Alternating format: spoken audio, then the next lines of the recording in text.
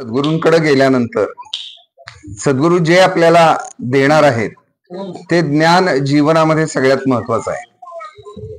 आता शिष्य कोण असतो तर ज्याला शिकण्याची इच्छा आहे तो शिष्य, आणि गुरु याचा अर्थ आहे की जो ज्याला शिकवण्याची इच्छा आहे तो गुरु आहे। म्हणजे आताच्या काळात जर गुरु शिष्यांच्या जोड्या आपण बघितल्या तर आपल्या भारतवर्षामध्ये गुरु परंपरा प्रचंड मोठ्या प्रमाणात आहे। गुरु शिष्यांची जर आपण जोड्या बघितल्या तर श्रीकृष्ण परमात्म्याचे गुरु सांदीपनी ऋषी होते, प्रभू रामचंद्रांचे गुरु वसिष्ठ होते, माऊलींचे गुरु निवृत्तीनाथ, तुकाराम महाराजांचे गुरु बाबाजी चैतन्य, गोंदवलेकर महाराजांचे गुरु तुकामाई महाराज, असं प्रत्येकाचे गुरु कोणी ना कोणीतरी आहेत। आणि ही गुरु शिष्य परंपरा आजपर्यंत अजूनही चालू आहे। मग गुरु का लागतो, शिष्य कशासाठी पाहिजे, हे आपल्याला त्याचं ज्ञान पाहिजे। आणि खर तर गुरु या शब्दाचा अर्थ जर आपण बघितला त्यातलं पहिलं अक्षर जे गु आहे हे म्हणजे अंधार, आणि रू जो शब्द आहे किंवा रू जे अक्षर आहे ह्याचा अर्थ आहे प्रकाश किंवा ज्ञान। म्हणजे जी व्यक्ती किंवा जो आपल्याला अज्ञानातून किंवा अंधारातून प्रकाशाकडे किंवा ज्ञानाकडे नेतो तो खरा गुरु असतो। मग आजच्या काळामध्ये गुरु जर आपण बघितले तर आपल्या जीवनामध्ये, दैनंदिन जीवनामध्ये आपल्याला गुरु ज्यावेळेस सुरुवात होते त्यावेळेस पहिले गुरु आपले आई वडील असतात।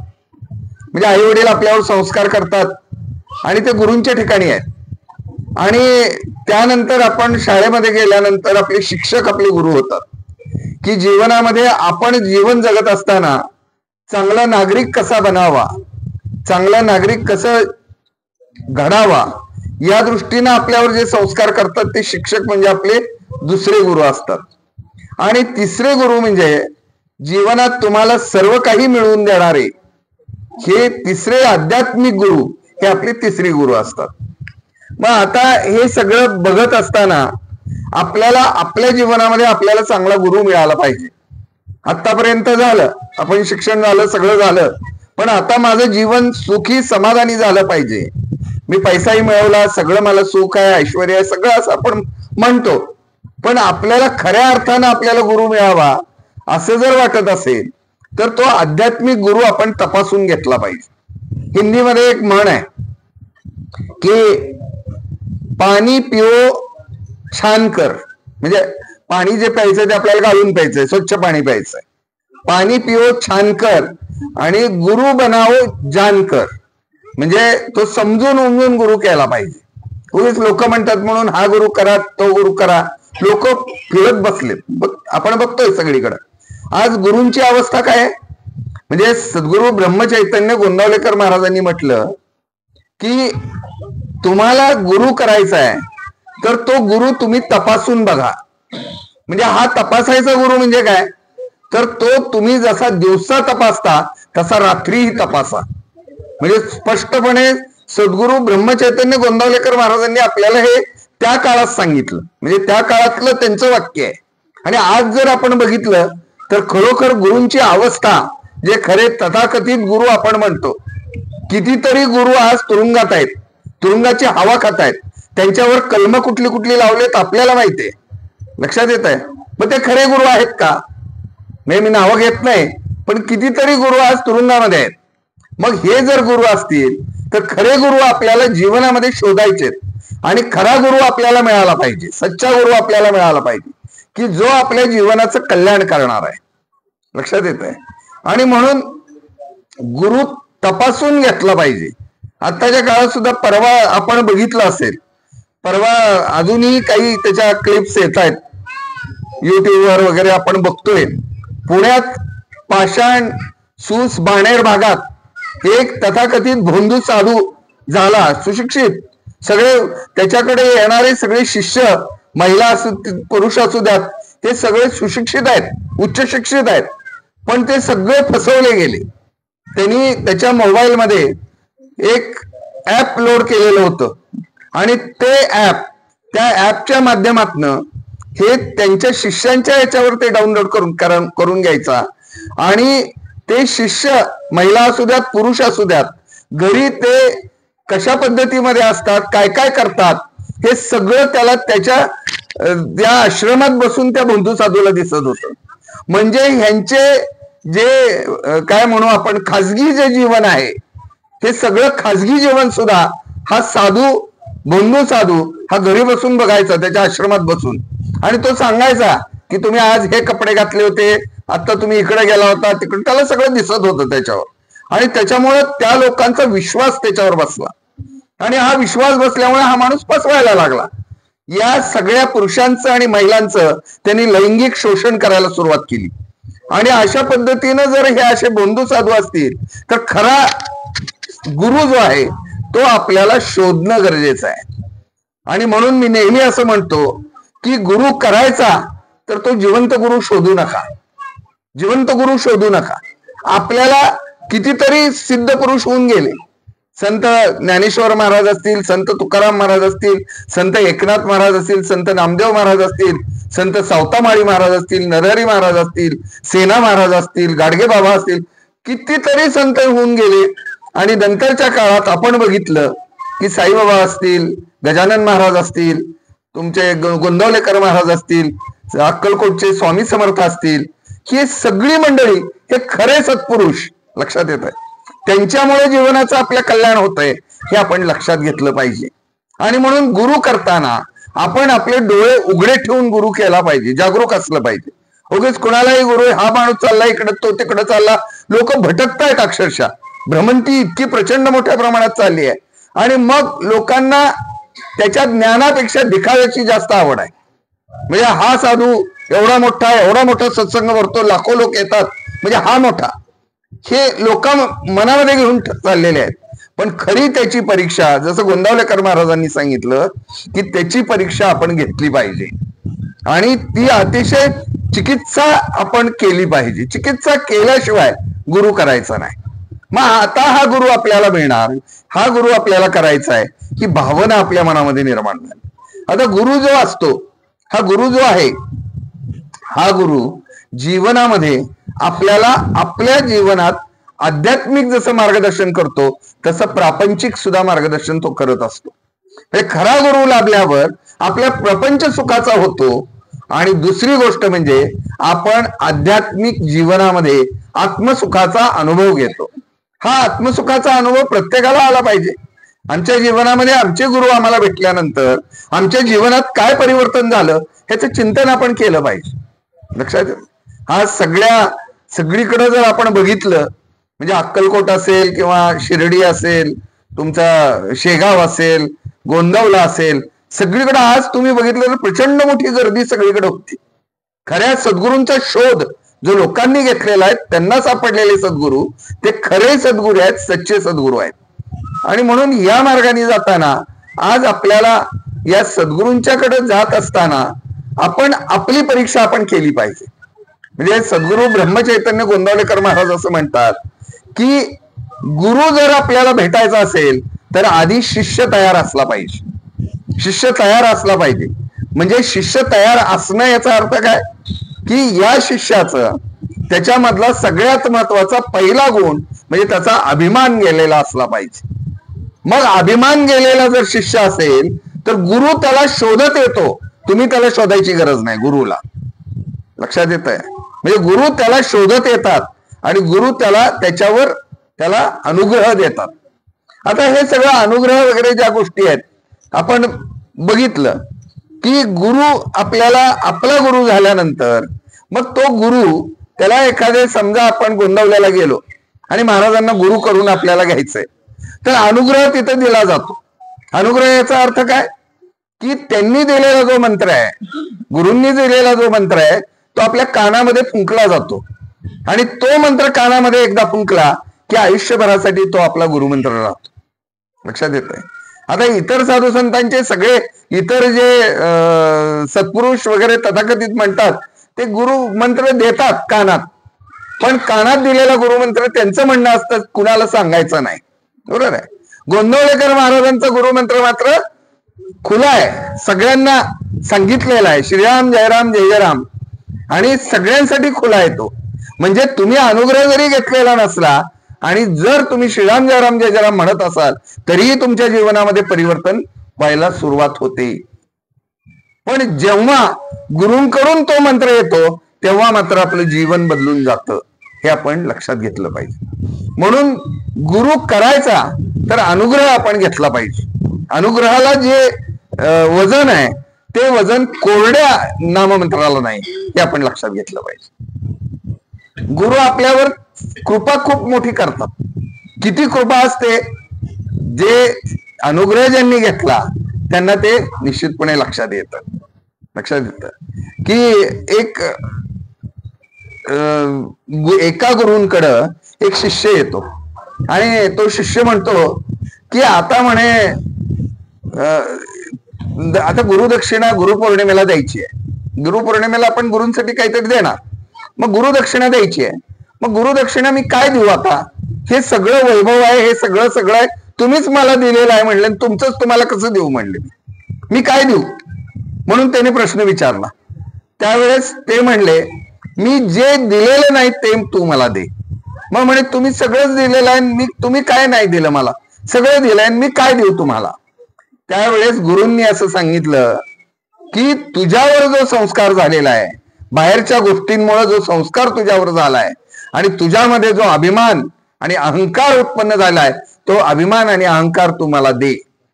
लक्षात येत आहे, आपल्याला गुरूंना ते अर्पण करायचंय. आपलं शरीर निर्मळ झालं पाहिजे, शरीर शुद्ध झालं पाहिजे, आणि शरीराची शुद्धता आणि निर्मळता ही गुरूंना अपेक्षित आहे. लक्षात येत आहे. आणि सगळ्यात महत्वाचं जर काय असेल की सद्गुरू असल्याशिवाय भगवंताची प्राप्ती नाही, भगवंत भेटणारच नाही. गुरूंशिवाय भगवंत नाही. गुरु हे माध्यम आहे. लक्षात येत आहे, गुरूंच्या माध्यमातून भगवंताकडे आपल्याला जाता येतं. म्हणजे नामदेवरायांची कथा सर्व परिचित आहे. नामदेवराय हे पंढरीच्या पांडुरंगाचे जवळचे भक्त सगळ्यात. म्हणजे ज्यावेळेस पंढरीच्या पांडुरंगाचा दरबार पंढरपूरमध्ये भरायचा त्यावेळेस सगळे साधू संत बसलेले असायचे, पण पांडुरंगाच्या जवळ जर अगदी कोण असेल तर ते नामदेवराय असायचे. आणि मग नामदेवरायांना अहंकार निर्माण झाला की मी सगळ्यात मोठा, माझ्या जवळ विठ्ठल मला जवळ बोलवतात, पांडुरंग माझ्याशी बोलतात, माझा सल्ला घेतात वगैरे, सगळ्यांना म्हणायचे ते की मी जास्त जवळच आहे त्यांचा. हा अहंकार वाढायला लागला. एके दिवशी पांडुरंग परमात्म्यांनी सांगितलं तू मला खरोखर ओळखलेस का. तर ते म्हणले हो, तुम्हाला मी ओळखतोय, रुक्मिणी आईसाहेबांना ओळखतो, तुम्हाला ओळखतो. आणि ठीक आहे म्हणले. आणि दुसऱ्या दिवशी काय झालं की चंद्रभागेच्या वाळवंटामध्ये पंढरीचा पांडुरंग आणि रुक्मिणी माता दोघांनी गिसाड्याचं रूप घेतलं. गिसाडा एक गिसाडी आणि गिसाडीन म्हणून ते वाळवंटात गेले. आणि वाळवंटात त्या ठिकाणी नामदेवराय भजन करत पहुडलेले होते. आणि नामदेवरायांनी ते बघितलं की कुणीतरी आलेले आहेत आणि त्यांच्याशी ते बोलले, ते नंतर निघून गेले.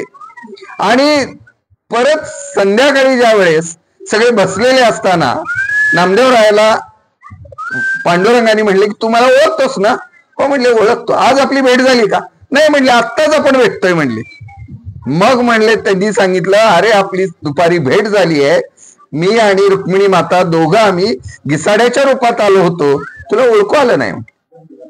आणि मग तुला जर मला ओळखायचं असेल तर सगळ्यात महत्वाचं काय आहे की तुला सद्गुरू करावाच लागेल. लक्षात येत आहे, सद्गुरू करावाच लागेल. त्यानंतर एक घटना अशी घडली की आळंदीमध्ये संत संमेलन भरलं होतं. आणि या संत संमेलनामध्ये ज्ञानेश्वर माऊली, त्याचबरोबर नामदेवराय, मुक्ताबाई, निवृत्तीनाथ, सोपान काका, गुरोबा काका, सगळे संत तिथं आलेले होते. आणि तिथं आलेले असताना मग मुक्ताबाईंनी सहजपणे, मुक्ताबाई सगळ्यात छोटी, आणि मुक्ताबाईंनी काय केलं की गोरोबा काका हे गोरा कुंभार समाजाचे होते ना, आणि त्यांच्याकडं त्यांचं थापटणं जे असतं कुंभाराचं, आता थापटणं असतं ना, ते थापटून हे करतात, मडकं हे करताना ते बघतात थापटून ते कच्चा आहे का पक्का आहे ते थापटणं हातात घेतलं मुक्ताबाईंनी. आणि मुक्ताबाई सगळीकडे फिरायला लागली. मुक्ताबाईंनी काय केलं, प्रत्येक संतांच्या डोक्यावर जाऊन ते थापटणं मारायचं. आणि सांगायचं हे मडकं पक्क आहे, हे मडकं पक्क आहे असं सांगत फिरत होती. आणि एवढ्यात ती नामदेवरायांच्या जवळ आली. नामदेवरायांच्या जवळ आल्यानंतर त्यांच्या डोक्यात ते थपटणं मारलं, त्याबरोबर जोरात मारलेलं होतं, त्याबरोबर नामदेवरायांचं डोकं फुटलं, रक्त यायला लागलं. आणि ती मुक्ताबाई ओरडली, अरे हे मडकं कच्चं आहे म्हणली, हे काय पक्क नाही मडकं म्हणली. आणि मग राग आला नामदेवरायांना, एवढ्या संत संमेलनात माझा अपमान केला. ते रागारागाने पांडुरंगाकडे गेले आणि पांडुरंगाला सांगितलं, मुक्ताबाईने माझा अपमान केलाय, माझं डोकं फुटलंय म्हणले, आणि हे कच्चं मडकं आहे म्हणते ती. आणि मग त्यावेळेस पांडुरंग परमात्म्याने सांगितलं, हे खरोखर आहे म्हणते. तुझा अहंकार आणि अभिमान जोपर्यंत जात नाहीस तोपर्यंत हे मडकं पक्क होणार नाही, तो गेला पाहिजे. आणि मग पांडुरंगाने स्वतः नामदेवरायांना विसोबा खेचरांच्याकडे पाठवलं, जे औंढा नागनाथ मध्ये त्यांची पुष्कळ परीक्षा घेतली नामदेवरायांची विसोबा खेचरांनी, आणि तिथं पाठवलं. आणि त्यांना सद्गुरू ज्यावेळेस करून घेतलं नामदेवरायांनी, त्यावेळेस नामदेवराय म्हणले, आता तुझं आणि माझं स्वरूप एक झालं. पांडुरंग म्हणतायत आत्मस्वरूप ज्याला आपण म्हणतो ते आत्मस्वरूप आता प्राप्त झालं. मग साधू संतांच्या बाबतीत जर एवढं आहे, प्रत्येकाच्या बाबतीत आपल्याला आपल्या जीवनामध्ये सद्गुरू असल्याशिवाय आपल्याला देवापर्यंत पोहोचता येणार नाही, परमेश्वराची प्राप्ती आपल्याला होणार नाही. आणि म्हणून ती परमेश्वराची प्राप्ती आपल्या जीवनात व्हावी म्हणून खऱ्या अर्थानं हा सगळा प्रपंच, हा सगळा साधू संतांनी मांडलेला आहे. सद्गुरू ब्रह्मचैतन्य गोंदावलेकर महाराजांनी तरी काय केलं, आयुष्यभर लोकांना तुम्ही तुमच्या जीवनातले जे दोष आहेत तुमचे ते काढून टाकायला सुरुवात करा म्हणले.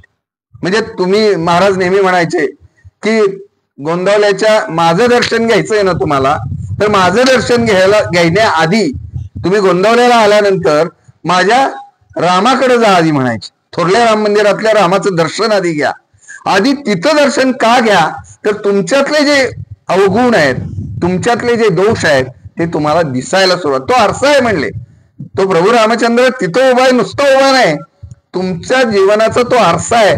आणि तुमच्यातले जे अवगुण आहेत ते त्याला माहिती आहेत आणि ते तुम्हाला कळायला सुरुवात होतात. आणि तिथून तुमच्या अध्यात्माची सुरुवात होणार आहे. आणि म्हणून आपल्या जीवनामध्ये गुरु सगळ्यात महत्वाचा आहे. गुरु आपण करणं महत्वाचं आहे. आता हा गुरु म्हणजे एक प्रसंग असा आहे की एक गुरु गावात आलेला आहे आणि गावात आलाय आणि सगळ्यांना सगळे लोक सगळे धावतायत त्याच्या मागं आणि प्रत्येक जण त्यांना नमस्कार करतायत, त्यांचा आशीर्वाद घेतायत, हे घेतायत, कोणी अनुग्रह घेताय त्यांच्याकडनं. मग हे बघितल्यानंतर एक गृहस्थ आहे, तो नुकताच बाजारातनं आलाय, मंडईतनं, आणि काहीतरी वांगी, कोथिंबीर, मेथी असं त्याने पिशवीत आणलेलं आहे. आणि तो येतो, म्हणतो काय आहे काय, अरे गुरु आलेत गावात, सगळे गुरु करून घेतायत त्यांना. मग म्हणला मला पण करून घ्यायचंय म्हणे. आणि मग तो गेल्यानंतर त्या गुरूंना म्हणला की मला तुम्ही अनुग्रह द्या, मला शिष्य करा. त्यावेळेस सगळे त्याला म्हणले की अरे तू गुरुदक्षिणा द्यावी लागते म्हणले, तू काय आणलंय का? अरे मी सगळे पैसे खर्च झाले, मी भाजी घेऊन आलोय म्हणले, माझ्याजवळ भाजीच आहे. काय काय आहे म्हणलं, तर म्हणले 2 वांगी आहेत आणि 1 कोथिंबिरीची जुडी आहे म्हणला. मग गुरूंच्याकडे गेला. गुरु म्हणले की काही हरकत नाही, ते देऊन टाक मला म्हणले तू. ते दिलं. आणि गुरूंना, मग तो साधा माणूस होता, खेडूत होता, भोळा माणूस होता. मग गुरु म्हणले की गुरूंना त्यांनी सांगितलं असं असं की मला आता मी दक्षिणा दिली तुम्हाला, गुरु दक्षिणा, मला गुरुमंत्र द्या. आणि मग ते म्हणले की त्याने त्या गुरूंनी त्याची थोडी टिंगल केली आणि म्हणले देतो तुला गुरुमंत्र. मग कुठला गुरुमंत्र म्हणले, तर 2 बैंगन 1 कोथमीर की जुडी, 2 बैंगन 1 कोथमीर की जुडी हा गुरुमंत्र दिला. काय तो गुरुमंत्र त्याला तो प्राणाशी जपला बरं का. त्याला वाटलं आपल्याला हा मंत्र मिळाला चांगला, आणि तो ओरडत ओरडत निघून गेला. तो सारखा म्हणायचा 2 बैंगन 1 कोथमीर की जुडी, 2 बैंगन 1 कोथमीर की जुडी, हे चाललेलं होतं. त्यानंतर पावसाळा आला. पावसाळा आल्यानंतर नदीला प्रचंड मोठा पूर आला होता आणि पलीकडच्या गावात गुरु आले होते. मग पलीकडच्या गावात गुरु आले म्हटल्यानंतर सगळे लोक गुरूंना भेटायला चालले. संध्याकाळची वेळ होती, एक होडी होती, त्या होडीमध्ये बसून गावातले लोक सगळे गेले. आणि गावातले लोक गेल्यानंतर हा धावत पळत आला, अरे आपले पण ते गुरु आहेत. त्याने बघितलं होडी तर निघून गेली, एकच होडी होती, आता जायचं कसं, नदी तर पार करायची. मग म्हणला आपल्याला गुरुनी मंत्र दिलाय, 2 बैंगन 1 कोथमीर की जुडी. मग त्यांनी काय केलं, घोंगडी होती त्याच्या खांद्यावर, घोंगडी टाकली पाण्यावर आणि त्याच्यावर बसला आणि तो मंत्र म्हणत 2 बैंगन 1 कोथमीर की जुडी, 2 बैंगन 1 कोथमीर की जुडी म्हणत म्हणत तो पलीकडे गेला, नदीच्या पलीकडे गेला. तिथे गेल्यानंतर सगळी लोक आधी आलेली होती. मग सगळे म्हणले अरे तू आलायस कसा, गुरु पण म्हणले तू आलायस कसं, तुझे पाय भिजले नाहीत काय नाही, तू अंग कोरडा आहे सगळं आणि कसं काय आला इथं म्हणे तू. तर त्यांनी सांगितलं तुम्ही दिलेला मंत्र म्हणत मी आलोय पाण्यावर, घोंगडी मी टाकलेली होती त्याच्यावर बसलो आणि मी आलोय म्हणले. आता गुरुंना पण आश्चर्य वाटलं आणि मग म्हणला आता मी तुमचं दर्शन घेतलंय. गुरुंना म्हणला आता माझी मुलं बाळा घरी आहेत नदीच्या पलीकडे, आता माझी मुलं बाळा घरी आहेत, त्यांना तुमचं दर्शन घ्यायचं, तुम्ही चला माझ्या बरोबर.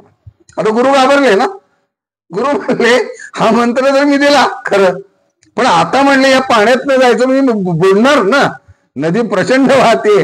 गुरु म्हणतायत बरं का, प्रचंड वाहते. सगळ्या लोकांना नमस्कार केला त्यांनी गुरूंनी आणि म्हणले आम्ही जातो आता आमच्या गावा, म्हणजे आता काही खरं नाही म्हणले. आणि ह्यानी मग घोंगडी टाकली, गुरूंना पण बसवलं, स्वतः बसला आणि त्याचा मंत्र चालू झाला. 2 बैंगन 1 कोथमीर की जुडी, 2 बैंगन, आणि आणले की पलीकडे गुरूंना. आणि त्यावेळेस गुरूंनी आपल्या शिष्याचे चरण धरले. ऐका, लक्षात येतं.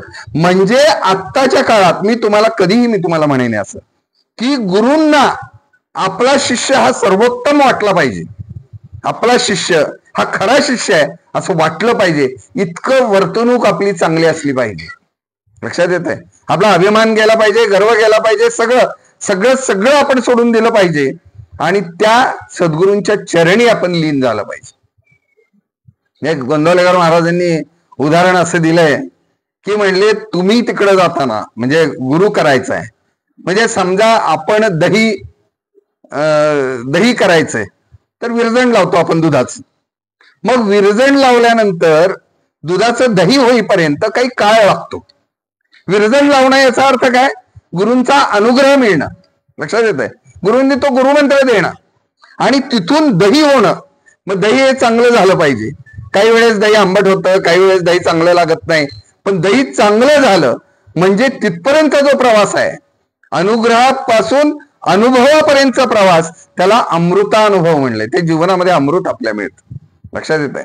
हा अमृतानुभवाचा अनुभव प्रत्येकाला जीवनात आला पाहिजे, ते अमृत आपल्याला मिळालं पाहिजे. मग हे अमृत मिळायचं असेल तर गुरुनी दिलेला जो मंत्र आहे हा जीवनामध्ये त्याचा अंगीकार केला पाहिजे. आता ही गमतीची गोष्ट सोडून द्या, पण महाराजांनी आपल्याला जो मंत्र दिलाय श्रीराम जय जय राम, हा अखंडपणे त्याचा नाममंत्र आपण जप त्याचा आपण आयुष्यामध्ये केला पाहिजे. त्याला कुठलीही वेळ, त्याला काही बंधन नाही ना, कधी नाम घ्यावं काय, कसलंही बंधन नाही. आणि सगळ्यात महत्वाचं, अंधश्रद्धा कसली बाळगायची नाही. नामस्मरणाने काय होतं हे श्रद्धेचं फळ असतं. लक्षात येत आहे. आणि म्हणून नामस्मरण अखंडपणे आपण केलं पाहिजे. दुसरं उदाहरण महाराजांनी दिलेलं की एका आंब्याचं, म्हणजे कैरी आपण म्हणतो, कैरीचं स्वरूप कसं असतं, त्या कैरीला वास नसतो, पहिली गोष्ट. दुसरी गोष्ट कैरी कडक असते, तिसरी गोष्ट कैरी हिरवी असते आणि चौथी गोष्ट ती आंबट असते. मग ज्यावेळेस ही कैरी आंब्यात रूपांतर त्याचं व्हायला लागतं त्यावेळेस आंब्यात रूपांतर होत असताना आंबा पक्व झाल्यानंतर मग त्याचं स्वरूप बदलतं, त्याचा वास चांगला यायला लागतो. बरोबर आहे. हा वास चांगला येणं याचा अर्थ असा आहे की अनुग्रहापासून आपण कैरीचा आंबा होतोय, अनुग्रहापासून परत अनुभवापर्यंत, म्हणजे आपल्या जीवनामध्ये आपल्या ज्ञानाचा सुगंध पसरायला सुरुवात होते, वास चांगला येतो. दुसरी गोष्ट, कडक जी कैरी होते त्याचा आपण आंबा ज्या वेळेस होतो त्यावेळेस आपण मऊ होतो. लक्षात येत आहे.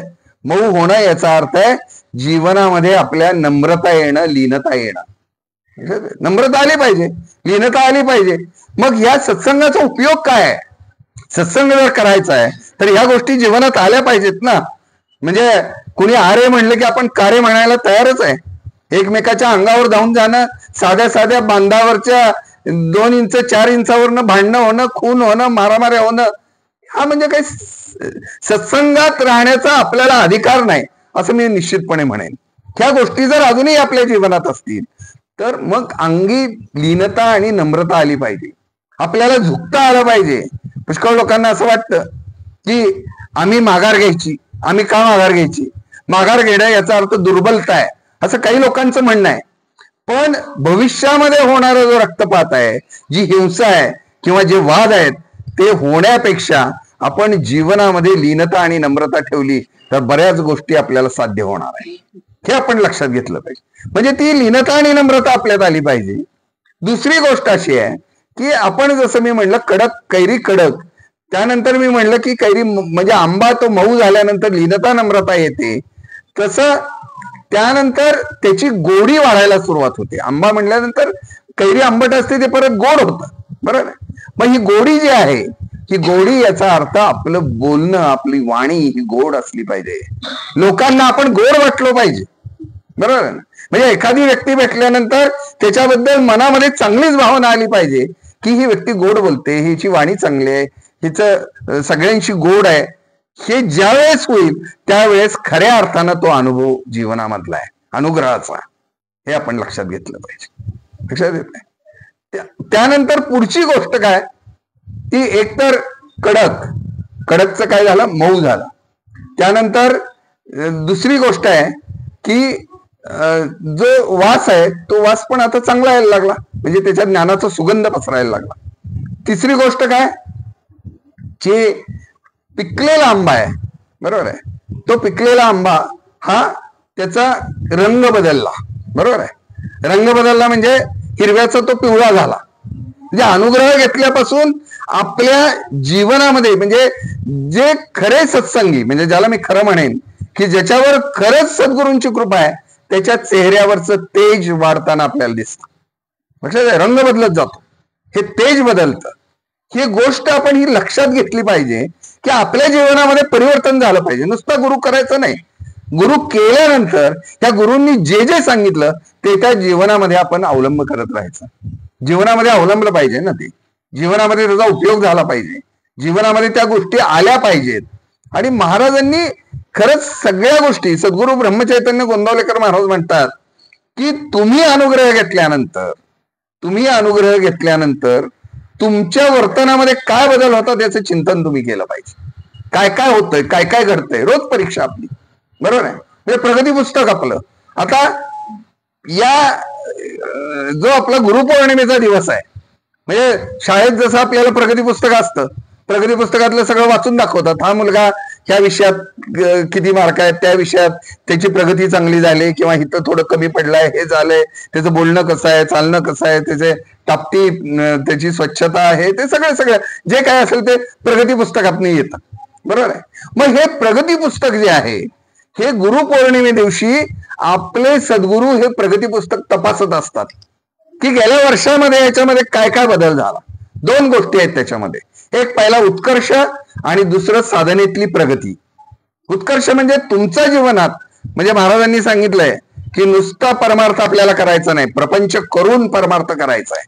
लक्षात येते, आपल्याला काय बुवा गोसावी वैरागी बनायचं नाही. आपल्याला काय बनायचंय तर आपल्याला एक उत्तम नागरिक, किंवा ज्याला मी असं म्हणेन की आध्यात्मिक दृष्ट्या सुद्धा आपण चांगलं झालं पाहिजे, चांगलं बनलो पाहिजे, यासाठी प्रयत्न सद्गुरूंचे असतात. मग पहिलं उत्कर्ष आहे. उत्कर्ष म्हणजे जीवनामध्ये तुमचं, प्रपंचामध्ये तुमचं कल्याण झालं काय, उत्कर्ष झालं का, भरभराट झाली का, हे सद्गुरू बघतात. दुसरी गोष्ट आहे की साधनेतली जी प्रगती आहे, म्हणजे तुम्ही नामस्मरण करता. पुष्कळ वेळा काय होतं, अनुग्रह दिला, गोंदावलेला महाराजांचा अनुग्रह घेतला आणि त्यावेळेस सांगितलं की रोज तुम्ही नामस्मरण करत जा. तिथले पुजारी म्हणतात की रोज 1 माळ तरी जप करा, पण आपण 1 माळेवरच थांबतो. ऐका, एकाच माळेवर. और तुमची प्रगती तर व्हायला पाहिजे ना, एक माळ तुम्ही पुढे गेलं पाहिजे. जितकं नामस्मरण तुम्हाला वाढवता येईल तेवढं नामस्मरण तुम्हाला वाढवणं गरजेचं आहे, तर खऱ्या अर्थानं प्रगती त्याची होणार आहे. लक्षात येत आहे. म्हणजे ही प्रगती आपण तपासली पाहिजे. खरं मला त्या प्रजापिता ब्रह्माकुमारीच्या सत्संगामधली एक गोष्ट मला खूप आवडते. त्यांच्याकडे एक छापलेले फॉर्म आहेत, मी बघितलं ते. आणि त्या फॉर्मवर दररोज, बरं का, दररोज तुम्ही कोणाशी वाद केला का लिहिलेलं असतं त्याच्यावर. तुम्ही कोणाला शिवी दिली का, तुम्ही कोणावर अन्याय केलाय का, लक्षात येत आहे. तुमच्यामधला अहंकार कमी झालाय का, आज काही काही प्रसंग घडलाय, लक्षात येत आहे. तुम्ही करते पण तुमच्याकडे घेताय का भगवंताकडे देताय, हे सगळे प्रश्न लिहिलेले असतात. आणि स्वतःची स्वतः परीक्षा, आणि मग त्यांनी त्याच्यावर स्वतः मार्क द्यायची त्याच साधकांनी. ह्याला मी नाही बाबा, आज मी ह्याला शिवी दिली, माझं चुकलंय, पण इथं माझे मार्क कमी झाले, आज 10 पैकी मार्क असतील, 100 पैकी मार्क असतील. तर प्रत्येक ठिकाणी तो स्वतःच आत्मपरीक्षण तो करायला लागतो. आणि मग त्याच्या असं लक्षात येतं की आपलं प्रगती पुस्तक आज जरा कच्चं आहे, लक्षात येत आहे. आज आपल्याला बरेच कमी मार्क मिळालेत, उद्या मी काहीतरी ह्याच्यामध्ये बदल घडवीन, उद्या माझ्याकडनं ह्या चुका होणार नाहीत. हे प्रत्येक साधकांनी लक्षात ठेवलं पाहिजे. आपलं प्रगती पुस्तक जे आहे, हे प्रगती पुस्तक आपलं चांगलं झालं पाहिजे. उत्तम आध्यात्मिक ज्याला असं म्हणेन मी साधक, आपल्याला या प्रगती पुस्तकावरून जाणवायला सुरुवात. हे प्रगती पुस्तक आपलं तयार झालं पाहिजे, लक्षात येत आहे. आणि म्हणून जीवनामध्ये या गोष्टी सगळ्या बारकाईनं पाहणं गरजेचं आहे. गुरुपौर्णिमा म्हणजे काय हो? पौर्णिमा याचा अर्थ आहे की पूर्णत्व येणं, पूर्णत्व आलं पाहिजे ना. म्हणजे पूर्णत्व, पूर्ण कोण आहे तर पूर्ण फक्त भगवंत आहे. भगवंताशिवाय दुसरं पूर्ण कोण नाही. आणि आपण सद्गुरूंच्या माध्यमातून जातोय, म्हणून सद्गुरूंना एक आपण पूर्णत्वाचं स्वरूप देतो. हे पूर्णत्व जे आहे, हे पूर्णत्व जीवनामध्ये आलं पाहिजे. मग हे पूर्णत्व म्हणजे आपल्या जीवनामध्ये जी अपूर्णता आहे, एक महाराजांनी परमार्थाची व्याख्या केली आहे. महाराज असं म्हणतात की तुमच्या जीवनामधली जी अपूर्णता आहे ती काढून टाकणं म्हणजे परमार्थ आहे. मग अपूर्णता काय आहे आपल्या जीवनात, तर माझ्यामधले असलेले दोष हीच माझी अपूर्णता आहे. हे सगळे काढून टाकायला सुरुवात केली पाहिजे आणि आपण पूर्ण झालं पाहिजे. महाराजांनी एक ठिकाणी असं म्हटलंय की तुमच्यामधले तुम्हाला दोष काढायचे, तुमच्यामध्ये तुम्हाला पूर्णत्व आणायचंय. तर आपल्याला पूर्णत्व आणण्यासाठी आपल्या सद्गुरूंच्या मध्ये असलेले गुण काही आपल्यामध्ये येतात का, ह्याचं परीक्षण, ह्याचं चिंतन आपण केलं पाहिजे. आणि त्या चिंतनाच्या माध्यमातून ते गुरु आपल्यात आणणं गरजेचं आहे. आजच्या पौर्णिमेचा संदेशच मुळात आहे गुरुपौर्णिमेचा, की आपल्यामध्ये ते सगळं येणं गरजेचं आहे. गुरु आपल्यामध्ये आले पाहिजेत, गुरु आपल्यामध्ये बसले पाहिजेत, तर खरंच गुरूंना तो आनंद आहे. आणि हे आपण जीवनामध्ये, दैनंदिन जीवनामध्ये ह्या गोष्टी तपासत आपला सत्संग आपण केला पाहिजे. आता सत्संगाचं महत्व काय की दररोज सत्संग भरतो, बरोबर आहे. आपण बघता की इथे पण आपल्या नातेपुत्यामध्ये पण महाराजांच्या चैतन्य जप प्रकल्प असू द्यात किंवा तुमच्या ब्रह्मचैतन्य आरती मंडळ असू द्यात, याच्या माध्यमातून वर्षभर सत्संग चाललेत. वर्षभर दर गुरुवारची आरती असते, पौर्णिमेची आरती असते, जप संकुलाचे जप असतात. त्याशिवाय आणखी कुणी मागितलं इच्छा जप आहे, कुणी मागितलं आणखी आरती जादा, हे सगळे सत्संग चाललेत. पण हे सत्संग खरेच सत्संग आहेत का याचं चिंतन आपण केलं पाहिजे. मी मुद्दा म्हणून आपल्याला सांगेन, लक्षात येत आहे. सत्संगामध्ये अपेक्षित काय, सगळ्यांनी प्रेमाने एकत्र यावं, सगळ्यांनी एकमेकांशी चांगलं नातं प्रस्थापित करावं. हे जर नसेल तर तो सत्संग नाही, लक्षात येत आहे. म्हणजे त्याच्यामध्ये महाराजांनीच सांगितलं, गोंदवलेकर महाराजांनी, की आपल्या आपल्यामधले दोष आहेत की कुणाची तरी जिरवायची, कुणाला तरी कुठंतरी अडवायचं, काहीतरी लावालाव्या करायच्या, कुणाचं तरी द्वेष मत्सर करायचं, कुणाच्या तरी घरातल्या चर्चा काढायच्या, प्रपंचातल्या दुसऱ्यांच्या प्रपंचातल्या चर्चा करत बसायचं. मग लेकी सुना, आई वडील मुलगा सगळ्यांविषयी काहीतरी वेगळं बोलत राहायचं. आणि हे सगळं करत असताना सत्संगामध्ये जर हे आलं तर तो सत्संग नाही. म्हणून महाराजांनी असं स्पष्टपणे म्हटलंय की दुसऱ्यांचे, ऐका काळजीपूर्वक, दुसऱ्यांना अडवण्यापेक्षा आणि त्यांची जिरवण्यापेक्षा, ऐका, दुसऱ्यांना अडवण्यापेक्षा आणि त्यांची जिरवण्यापेक्षा पाणी अडवा, पाणी जिरवा. बरोबर. आपण काय करतोय, आपण वेगळ्या मार्गाने जातोय. आपल्याच ह्याच्यात हे आपण अडवायचं आणि जिरवायचं आपण सत्संगामध्ये जर करत असू तर ते चुकीचं आहे. त्याचबरोबर महाराज असं म्हणतात की लावालावी करण्यापेक्षा, लोकांना उद्योगच असतो ना, ह्याच त्याला त्याचं ह्याला हे करत राहायचं, लावालावी करण्यापेक्षा झाडं लावा. लक्षात येत आहे? हा संदेश आपण घेऊन जायचा आहे की जिथं आपल्याला जे करायचंय तिथं आपण ते केलं पाहिजे. पण आपल्या जीवनात ह्या सगळ्या वाईट गोष्टी आणून हा सत्संग होणार नाही, सत्संग राहणार नाही. लक्षात येत आहे की हा सत्संग जो आपण करतो हा सत्संग त्या माणसामध्ये उतरला का ह्याचा विचार आपण केला पाहिजे. सत्संग म्हणजे काय? चांगल्या लोकांची संगत आहे. सत्संग आणि संत संघ आहे. मग चांगल्या लोकांची संगत आहे तर चांगल्या लोकांच्या संगतीमध्ये हे गुण यावेत का हे आपण लक्षात घेतलं पाहिजे. लक्षात येत आहे? म्हणून आपल्या जीवनात एक लक्षात आपण ठेवलं पाहिजे की आपली पाठी कोरी पाहिजे. सद्गुरूंकडे चाललोय ना, माझी पाठी कोरी आहे. लक्षात येत आहे? पाठी कोरी आहे म्हणजे काय? माझे दोष मी सगळे काढून टाकण्याचा प्रयत्न करतोय. थोडेफार दोष राहतात, नाही सोडून द्या ते. म्हणजे जसं आंबा पिकल्यावर, मी मगाशी उदाहरण सांगितलं, आंबा पिकल्यावर तो पिकल्यानंतर काही आंबे त्यातले नासके निघतात, काही आंबे तोंडाला खराब झालेले असतात, काही आंब्यांवर डाग असतात, काही आंबे गोड होतच नाहीत, आंबटच राहतात. म्हणजे जरी आपण अनुग्रहापासून अनुभवापर्यंत चाललेलो असलो तरी पण हा अनुभव घेताना आपण जीवनामध्ये चुकीचं जर वागत असू तर हे परिणाम होत राहतात. लक्षात येते? आणि म्हणून चुकीच्या वागण्यापासून परावृत्त होण्याचा आजचा दिवस आहे. आणि म्हणून ती गुरुपौर्णिमा आहे.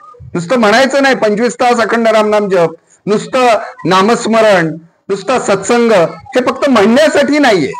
हे जीवनामध्ये अवलंबायचे. हे जीवनामध्ये हे कर्म करत करत आपलं कर्म चांगलं झालं पाहिजे ना, सत्कर्म झालं पाहिजे.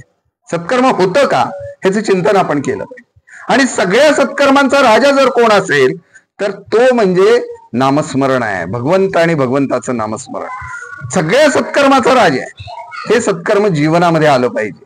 चांगलं कर्म आपण केलं पाहिजे, वाईट गोष्टी आपण टाळल्या पाहिजेत. हे जर आपण करू तर जीवनामध्ये निश्चितपणे आपल्याला त्या पद्धतीनं फळ मिळत राहणार आहे. काय आहे आपल्या आयुष्याचा भरोसा, जीवनाचा भरोसा काय आहे? आज आपण इथं आहे, उद्या आहे की नाही सांगता येत नाही. बरोबर आहे? आज आपण सगळीकडे बघतो प्रचंड मोठ्या प्रमाणात वेगवेगळे आजार, व्याधी, रोग, कधी कुणाला काय होईल सांगता येत नाही. हे आपण जाणतो ना, बघतो ना. त्या भगवंतावर विश्वास ठेवायचा आहे आणि त्या भगवंतावर विश्वास ठेवून त्याचं अखंड नामस्मरण आपण करत राहू तर ह्या गोष्टी सुद्धा टाळायला मदत होते. हे लक्षात घेतलं पाहिजे. कितीतरी अनुभव आहेत या दृष्टीनं. आणि म्हणून त्या भगवंतावर श्रद्धा आपण ठेवायची.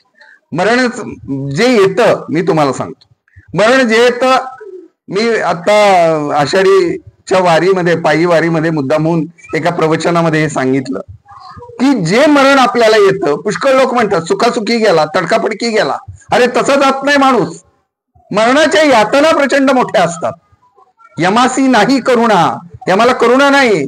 अगदी आपल्या शरीरातला सूक्ष्म देह जो आहे, त्या सूक्ष्म देह या स्थूल देहातनं तो ओढून काढायचा आहे. त्याच्या प्रचंड यातना असतात.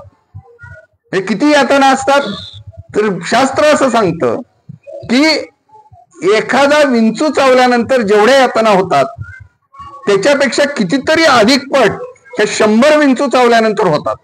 आणि 100 विंचू चावणं म्हणजे एक इंगळी चावल्यासारखं आहे. आणि एक इंगळी जर चावली आपल्याला तर माणूस शक्यतो जगत नाही. बरोबर आहे? आणि या अशा 100 इंगळ्या डसण्याचं, ज्या डसल्यावर ज्या यातना होतात, जे सगळे शरीराचे हाल होतात, लक्षात येते ती केवढ्या मोठ्या यातना आहेत. त्या यातना मरणसमयी माणसाला मिळतात. आणि मग एवढ्या प्रचंड ह्याच्यामधून माणूस जातो, मरतो. आणि म्हणून महाराज असं म्हणतात की अंतकाळी आपला अंतकाळ सुखाचा व्हावा यासाठी मुखात भगवंताचं नाम असणं गरजेचं आहे. भगवंताचं नाम असल्याशिवाय आपलं जीवन सुखाचं होणार नाही. अंतकाळ सुखाचा व्हावा. लक्षात येते? शेवटचा दिवसा गोड व्हावा, याच्यासाठी हे सगळं करायचंय. हे काही फक्त थोतांड नाही, बुवाबाजी नाही, ढोंगबाजी नाही. ढोंगबाजी करणारे पुष्कळ लोक आहेत, पुष्कळ सत्संग आहेत. तिकडं आपल्याला जायचं नाही. लक्षात येतंय? आपल्या जीवनात आपल्याला काय मिळवायचंय हे आपण ठरवलं पाहिजे. आणि म्हणून ढोंगबाजीपासून आपण दूर राहायचंय. महाराजांनी नेहमी सांगितलं की तुम्हाला कुठला बुवा बनायचा नाही. चमत्कार करतो तो बुवा असतो, चमत्कार करणारा बुवा तुम्हाला बनायचं नाही. तुम्हाला बनायचंय काय तर सर्वभूती भगवंत असं मानणारा तुम्ही झालं पाहिजे. लक्षात येत आहे. म्हणजे माऊलींनी जसं म्हणलं की प्रत्येकामध्ये भगवंत बघायला शिका. लक्षात प्रत्येकामध्ये भगवंत बघायचं म्हणजे फक्त सजीव आहेत त्यांच्यातच नाही, जे चेतन आहेत, अचेतन आहेत, निर्जीव आहेत, प्रत्येकामध्ये भगवंत बघायला शिका. झाडी आहेत, दगड आहेत, माती आहे, हे सगळं, शिवाय आपण माणसं आहेत, प्राणी, सगळे प्राणी मात्र आहेत, सगळ्यांमध्ये भगवंत बघा. आणि मग एकदा तुम्ही भगवंत बघायला सुरुवात केली की मग तुमच्या मनात कोणाबद्दल ही वाईट विचार येणार नाही. करते पण तुम्ही भगवंताकडे जायला शिका. म्हणजे आजचं खरं तर गुरुपौर्णिमेचं हे सारच हे आहे की आपलं जीवन आपल्याला उन्नत करायचंय, आपलं जीवन आपल्याला चांगल्या पद्धतीनं पुढे न्यायचंय, तर ही गोष्ट आपण पाळली पाहिजे, ही गोष्ट आपण निरखली पाहिजे. लक्षात येत आहे. आणि म्हणून समर्थ रामदास स्वामींनी पण असं म्हटलंय की आपणच आपणासी पाहावे. आपणच आपल्याला पाहायचंय, आपणच आपल्याला कळायला पाहिजे की आपलं काय चुकतंय. आपल्याला पापपुण्याच्या गोष्टी आपण म्हणतो. लक्षात येत आहे. पापपुण्याच्या गोष्टी ज्या वेळेस आपण म्हणतो त्यावेळेस जीवनात आपण पाप केलं का पुण्य केलं हे आपल्याला कसं कळणार. आपल्याला माहिती असतं की माझ्या जीवनात मी काय चुकलोय, प्रत्येकाला माहिती असतं. मग हे मी पाप केलं, मग त्या पापाचा काहीतरी परिणाम होणार आहे ना. लक्षात येत आहे. हे पाप केलं, मग पाप आपल्याला माहिती असतं. आणि पुण्य केलं, पुण्य काय आहे तर सगळ्यात मोठं पुण्य हे आहे की मी भगवंताला मानतो आणि भगवंताचं नामस्मरण करतो. ह्याच्या इतकं मोठं पुण्य दुसरं कुठलं नाही. लक्षात येत आहे. मला जीवनामध्ये पुण्य करायचंय. लक्षात आहे. पाप पुण्याचा जो तराजू आहे, ज्या वेळेस पाप आणि पुण्य सम होईल, ऐका, पाप आणि पुण्य सारखं होतं जीवनातलं, त्यावेळेस आपलं अनुसंधान चांगलं चालतं, आपल्याला ध्यानावस्था चांगल्या पद्धतीने मिळते आणि आपल्याला भगवंताची प्राप्ती होते. आपल्या जीवनामध्ये ही भगवंताची प्राप्ती आपल्याला करून घ्यायची आहे. म्हणून हे सत्संग आहेत. आणि म्हणून सत्संगामध्ये या सगळ्या गोष्टी बारीक आपण पाळल्या पाहिजेत आणि तो सत्संग त्या पद्धतीनं झाला पाहिजे. आणि असा सत्संग जर होणार असेल तरच तो सत्संग राहील. लक्षात येत आहे. हा सत्संग होत असताना आपण बघतो सगळीकडे प्रचंड मोठ्या प्रमाणात बऱ्याच ठिकाणी बरीच गर्दी असते, बऱ्याच ठिकाणी बरेच लोक वेगवेगळं काही सांगतात, पण त्यांच्या जीवनाकडे जर आपण बघितलं, आज आपणही बघतो, अतिशय वाईट गोष्ट सगळीकडं मी बघतोय, आपणही बघता, दररोज आपण वाचतोय, ऐकतोय, आपल्याला माहितीये कितीतरी गोष्टी आज सोशल मीडियावरनं व्हायरल व्हायला लागलेल्या आहेत की हे साधू संत म्हणवणारे लोक सुद्धा आज काय पद्धतीने वागतायत, त्यांचे चारित्र्य काय, ते लोकांशी कसं वागतायत, हे जर बघितलं तर अतिशय अंधकार, प्रचंड मोठा अंधकार या समाजामध्ये पसरलेला आहे. आणि आपण या सगळ्या गोष्टींकडे दुर्लक्ष करून या लोकांच्याकडे आपण त्यांच्या लोकांच्या मागे फिरतोय. आपल्याला सगळ्यात महत्वाचं आपल्या गुरुची चिकित्सा करायची आहे, गुरु आपण तपासून घ्यायचा आहे आणि मग आपला सत्संग आपण ती पुढे वाढवायचा आहे. लक्षात येत आहे. हे जर आपण केलं तर गुरुपौर्णिमेचं पुण्य आपल्याला निश्चितपणे प्राप्त होणार आहे. गुरुपौर्णिमा जीवनात आणणं हे आपलं ध्येय आहे.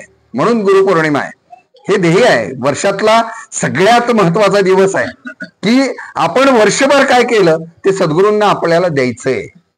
मग सद्गुरूंना देताना मग जर आपल्यामध्ये काही कमतरता असेल तर सद्गुरूंनी स्पष्टपणे सांगितलं की तुमच्यामध्ये काही राहिले असतील दोष अवगुण ते मला समर्पित करा, माझ्याकडे टाका आणि मी आहे तुम्हाला. एवढा जर विश्वास ते देत असतील तर मग आपण तो विचार केला पाहिजे आणि त्यांच्यावर विश्वास ठेवून आपलं नामस्मरण जास्तीत जास्त वाढवणं आज गरजेचं आहे. जितकं नाम वाढणार आहे तितकं तुम्हाला दररोजच्या जीवनामध्ये सुद्धा प्रत्यंतर येत राहणार.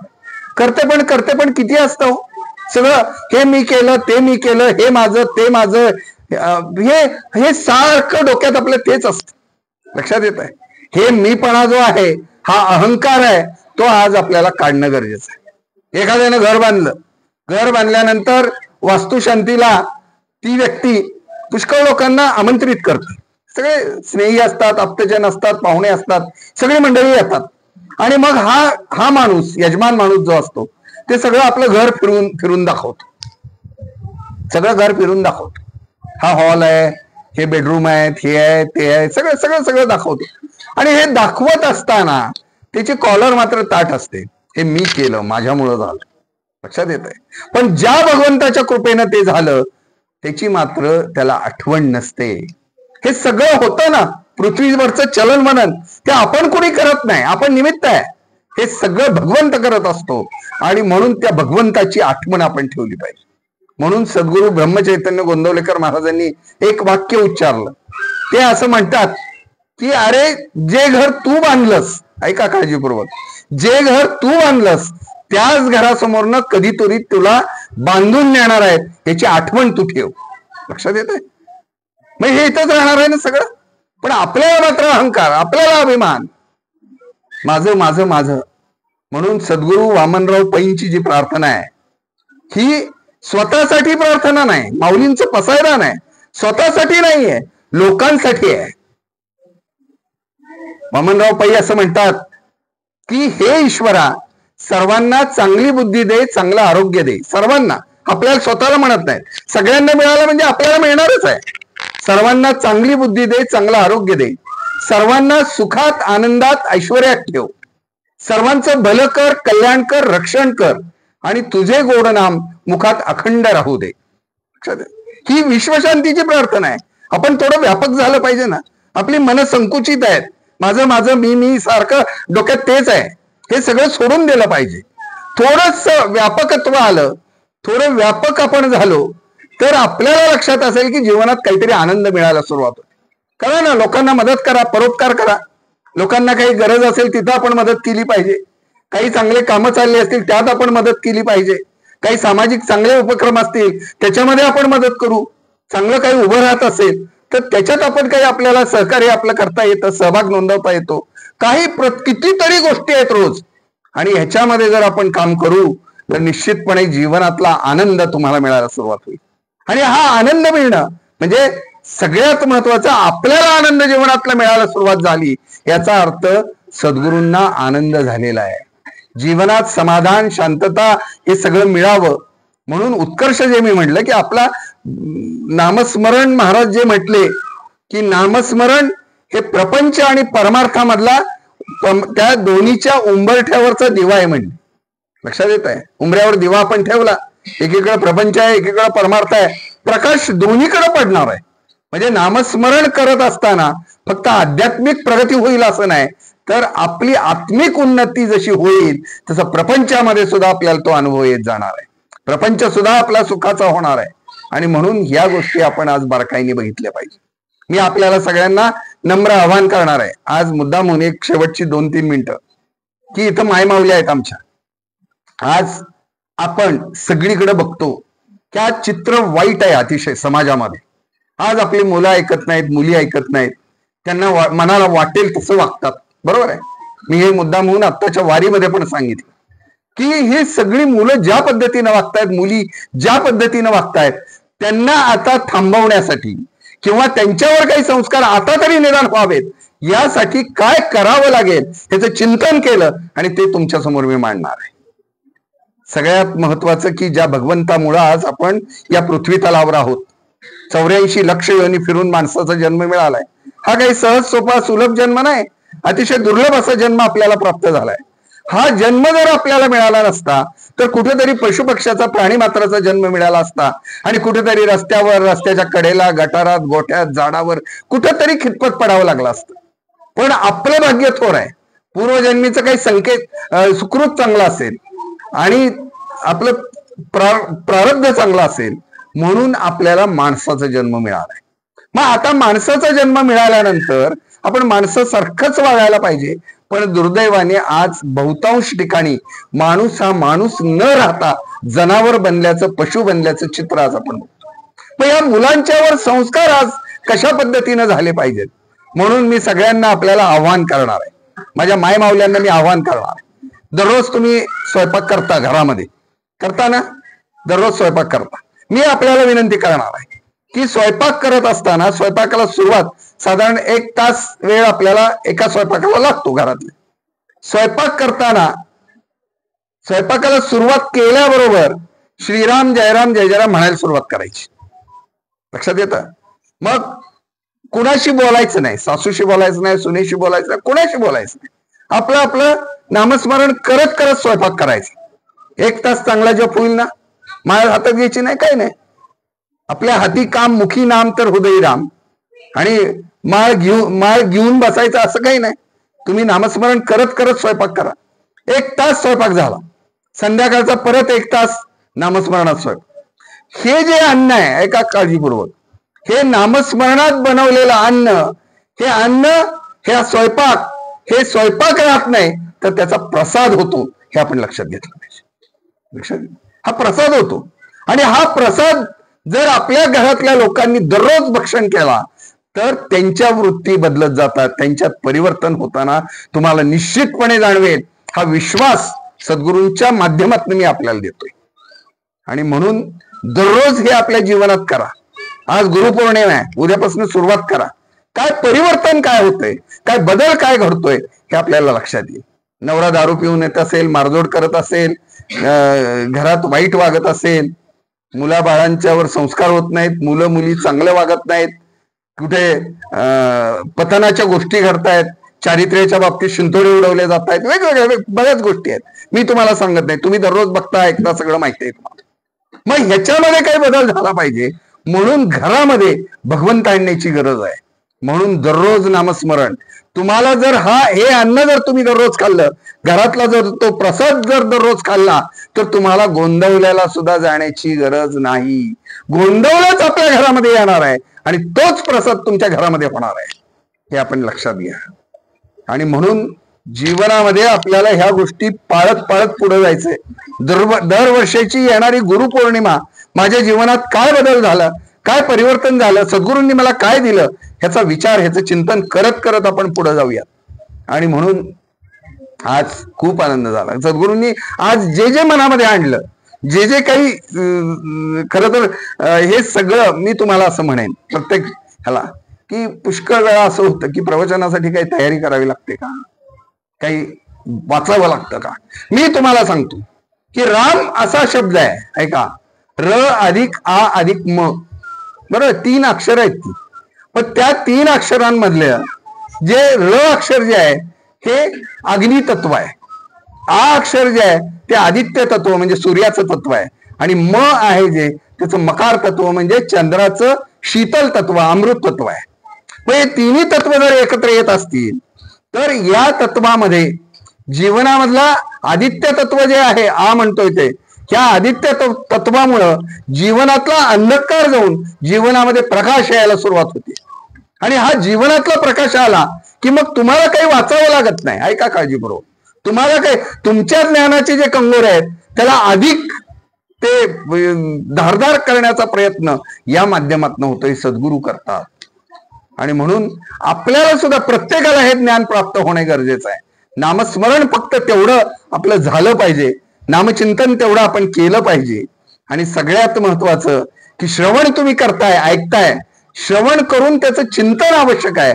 चिंतन केल्याशिवाय स्मरण होणार नाही. म्हणजे नामस्मरण करायचं नुसतं म्हणायचं नाही, तुम्ही चिंतन केलं पाहिजे. आणि तुका म्हणे हीच सेवा ना, चिंतन हीच सेवा म्हणतात तुकाराम महाराज. चिंतन हीच सेवा आहे आपली, दुसरी सेवा नाही. आणि ही सेवा आपली झाली पाहिजे. सद्गुरूंची सेवा म्हणजे काय, आज पुष्कळ लोक येतात, बघतो आपण सगळे, मोठे मोठे महाराज आले, मोठे मोठे हे आले ते आले, लोक जातात, पायदाब, हातदाब, पांगदाब, बरोबर आहे, सगळं इतकी सेवा. सद्गुरू ब्रह्मचैतन्य गोंदावलेकर महाराजांनी स्पष्टपणे सांगितलं, ही सेवा म्हणजे गुरुसेवा नाही. ऐका काळजीपूर्वक, गुरूंची सेवा याचा अर्थ आहे गुरूंनी दिलेलं जे काही आहे, गुरूंनी जे जे सांगितलंय ते जीवनामध्ये त्याचा अवलंब करणे म्हणजे गुरुसेवा आहे.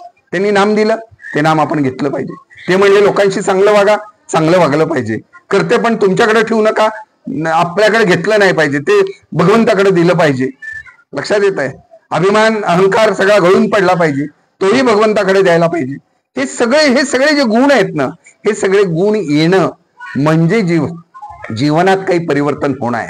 आणि गुरुपौर्णिमेच्या माध्यमातून हे परिवर्तन आपल्या प्रत्येकामध्ये यावं, हीच खरं तर सद्गुरूंच्या चरणी आपण प्रार्थना करूयात. आणि आपल्या सगळ्यांचे संसार सुखाचे व्हावेत. जीवनामध्ये सुख समाधान मिळावं. कारण हे नामस्मरण केल्यानं फक्त काही आध्यात्मिक उन्नती होत नाही, मी वारंवार सांगतोय की आपली प्रापंचिक उन्नती सुद्धा ह्याच्यामध्ये दडलेली आहे, हे आपण लक्षात घ्या. आणि त्या माध्यमातून सगळ्यांचं कल्याण व्हावं हीच भगवंताच्या चरणी प्रार्थना करतो. आणि आज काळेसाहेबांच्या इथं हा जप चाललेला आहे आणि मी निश्चितपणे आपल्या सगळ्यांच्या वतीनं मी महाराजांच्याकडे प्रार्थना करेन की त्यांच्या घरामध्ये सुख समृद्धी हे सगळं भरभराट सगळं येवो आणि त्यांच्या घरामध्ये आध्यात्मिक प्रगती सुद्धा मोठ्या प्रमाणात व्हावी. सगळ्यांच्या घरातल्या प्रत्येक घटकामध्ये नामस्मरणाचं महत्व हे यावं ही भगवंताच्या चरणी सद्गुरूंच्या चरणी मी प्रार्थना करतो. आणि आपण इथे सगळे उपस्थित आहात, आपल्या प्रत्येकाच्या हृदयामध्ये सूक्ष्मांशाने अल्पांशाने का होईना जो भगवंत उपस्थित आहे त्याच भगवंताच्या चरणी आजची प्रवचन सेवा मी समर्पित करतो. आणि आज अतिशय आनंद वाटतो की आज खरं तर माझी योग्यता काय मला माहित नाही, पण आदरणीय आमचे महाराज इथं आहेत, नाना महाराज आहेत, त्यांची योग्यता प्रचंड मोठी आहे. त्यांना खरं तर आज सगळीकडं आपण बघतो की आजचे कीर्तनकार आणि नानांच्या मध्ये प्रचंड मोठा फरक आहे, आपण सगळेजण जाणतो. 5 पैशाची सुद्धा अपेक्षा नाहीये, कुठल्याही ह्याचे अभिलाषा नाहीये, एक आपली सेवा ही भगवंतापर्यंत पोहोचवण्याचं काम ते करतात. नाना इथं उपस्थित आहेत, भाऊ आहेत इथं, दादा आहेत, सगळी मंडळी इथं आली आणि आपण सगळेजण आहात. आपल्याला खरं तर मला आज खूप आनंद वाटतो की एक बीज 27 वर्षापूर्वी लावलेलं बीज आहे हे नामाचं बीज जे लावलं त्याचा अंकुर वाढत वाढत चाललाय आणि त्याचं आता वटवृक्षात रूपांतर होतंय. हे केवळ आणि केवळ तुमचे नामसाधनेवर असलेला तुमचा विश्वास ह्याच्यामुळे हे होतंय. आपल्या सगळ्यांना परत एकदा धन्यवाद देतो आणि या ठिकाणी थांबतो. श्री अनंत कोटी ब्रह्मांड नायक राजाधिराज सच्चिदानंद सद्गुरु श्री ब्रह्म चैतन्य महाराज की जय. श्री ब्रह्मानंद महाराज की जय. श्री हनुमंत महाराज की जय. श्री भाईनाथ महाराज की जय. पवनसूत हनुमान की जय. प्रभु रामचंद्र भगवान की जय. हर हर हर हर